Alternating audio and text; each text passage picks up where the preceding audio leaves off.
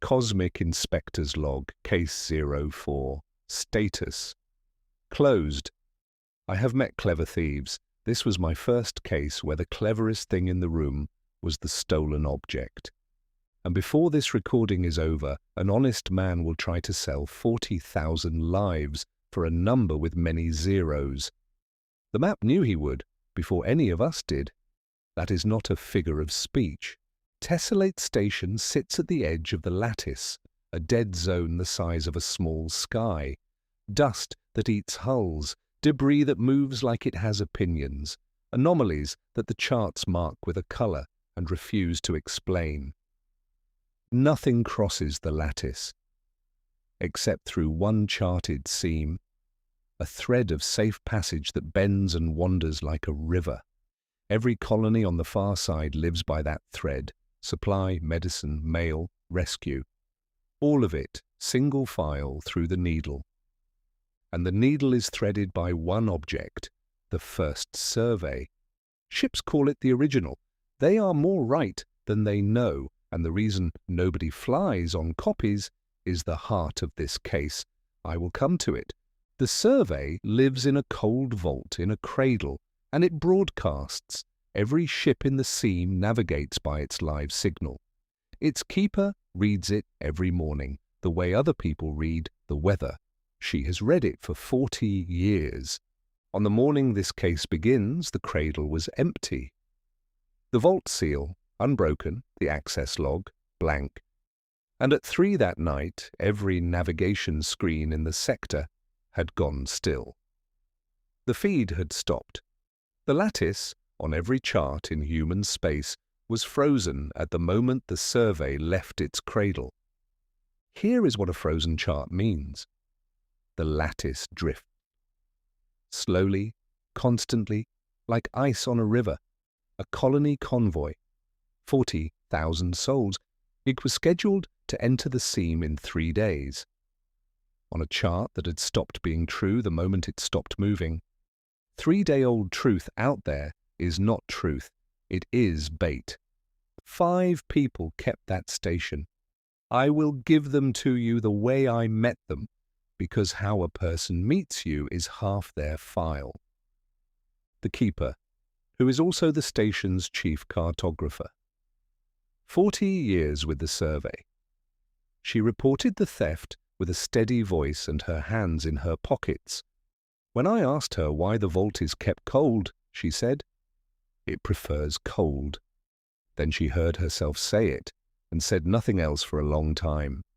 The engineer. The station's fixer. Quiet, competent, the kind of man rooms rely on. A week earlier he had complained at length about a rejected parts requisition. The courier. Stranded by a broken drive, loudly desperate to leave, offering me his motive before I asked for it. People that eager to hand you a motive usually have a smaller, quieter one. Or none at all. I made a note to find out which. The doctor. A man with tired eyes who assured me he had slept that night under heavy sedatives. Chronic insomnia. The medical logs confirmed the dose was issued. But in this work, a medical lock is the first thing broken by people who know their chemistry. I kept him on the list. Access to tranquilizers is access to everyone on the station. The security officer, the only man with a legal duplicate of the technical level keys. The rumor in the radio room was debts, the kind you leave on the inner planets, and the inner planets do not forget. His alibi was a night patrol of the perimeter. It looked too clean. The cameras in the vault corridor had failed for 5 minutes, during his watch, and no other. I started where I always start, not with the people, with the room. The vault was cold as promised. So was the cradle, frost tracing the contact points. But something was wrong with the way it had been emptied. The load sensors had been stepped down gently, contact by contact, in order. That is how you lift a sleeping child. It is not how you steal an artifact.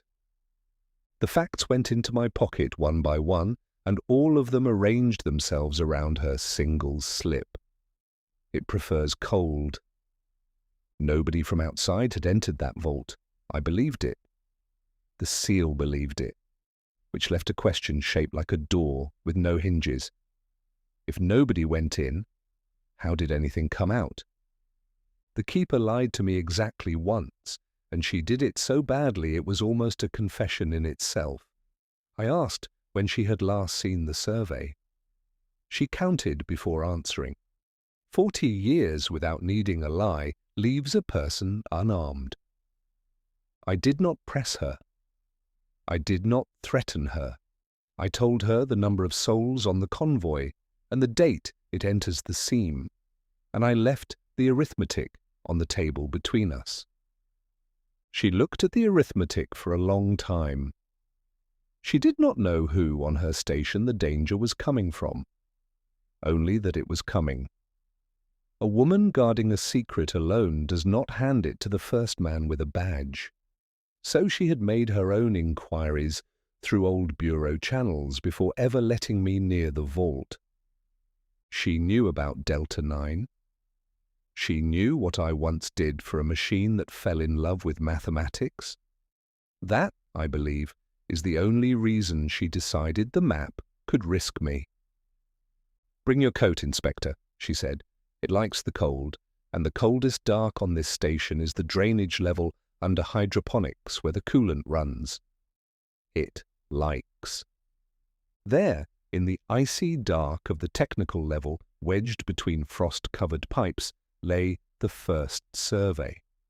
And I understood, in the first 3 seconds of looking at it, why nobody flies on copies. It looks like vellum the way a hawk looks like a kite. At arm's length, an old chart.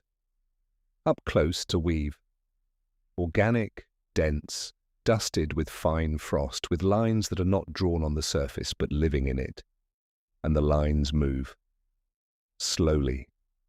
The way something breathes in its sleep.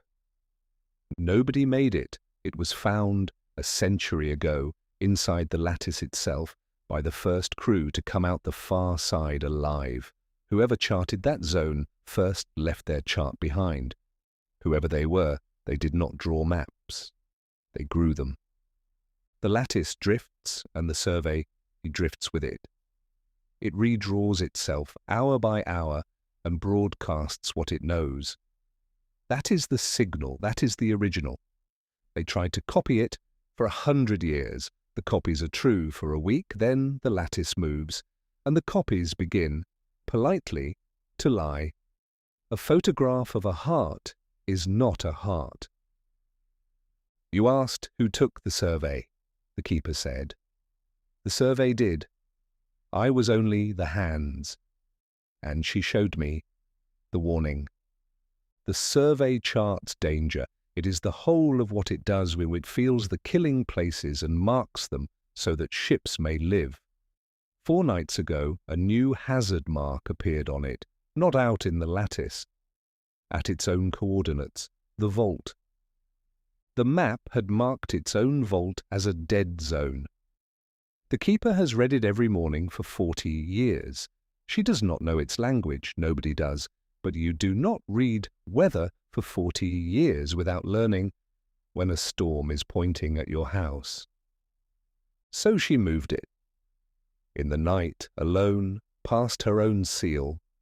The one lock on this station her hands open without a log entry, because her hands are the log. She hid it in the coldest dark, told no one, and prayed she was wrong. She knew about the convoy. It was eating her alive. But a frozen feed kills in 3 days. A stolen survey kills forever. Which handed me the true case, with 2 days left on the clock. Somewhere on this station was a thief who had not stolen anything yet. The survey had felt him coming. My job was to catch up with a map. The courier first, because obvious things must be respected before they are dismissed.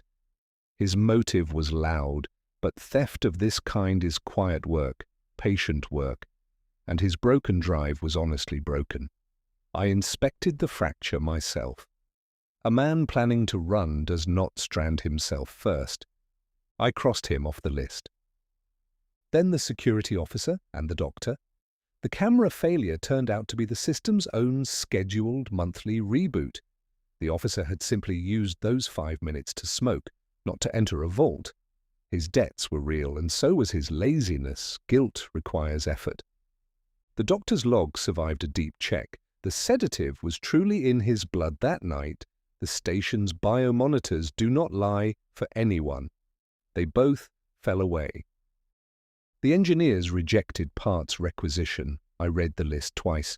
Shielding foil, deep cycle insulation, a trickle power regulator, dampening mesh, industrial coolers, small format. Separately, spare parts. Together, a case.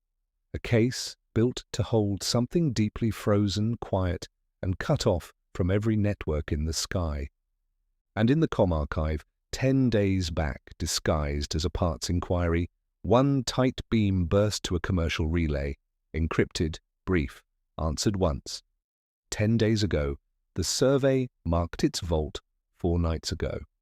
The map had felt the intention forming before I could prove it existed. Proof of a purchase list is not proof of a thief. I needed his hands on it. So the keeper and I gave the station a rumor through the one channel every station trusts. Paperwork. I filed openly that the survey had been recovered intact and would be crated at dawn for a corporate transfer off station. Bait on a hook. We put the survey back in its cradle, woke the feed, and waited in the dark while the cameras breathed slow. Across the sector, every chart shivered and came alive. Somewhere out there, the lattice began telling the truth again. And at 2 in the morning, the vault door opened without a log entry. On a maintenance override that engineers hold and never mention. He came in with the case. He had built it well. Insulated, powerful coolers inside, silent to every scanner. He had built it a bed of ice. You only build for needs you already know. And nobody on this station had told him what the survey loves. He did not run when the lights came up. He told me the number they had offered him, and it was a very good number, and his voice asked me to understand, the way voices do. Then he said the sentence I keep. I never asked them what it was. 40,000 souls in the seam. And he never asked, and the buyer, of course, was a corporation. Which one, the record will never tell. The money came through a shell. The shell led to a registry. The registry led to a fire.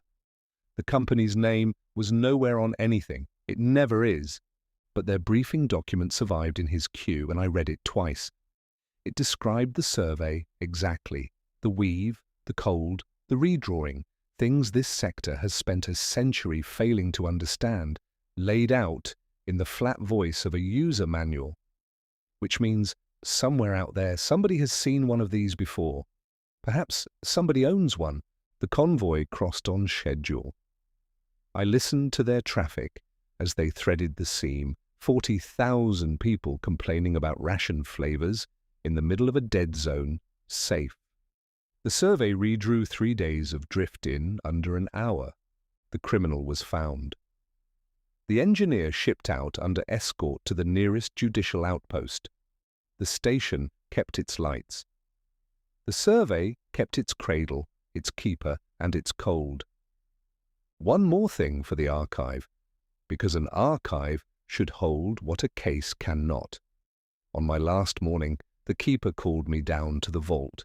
There was a new mark on the survey, not in the lattice, far outside it. Clean space, empty space, coordinates that mean nothing to anyone. I checked what sits at those coordinates. Nothing does. Nothing yet. Case 04. Closed. End of recording.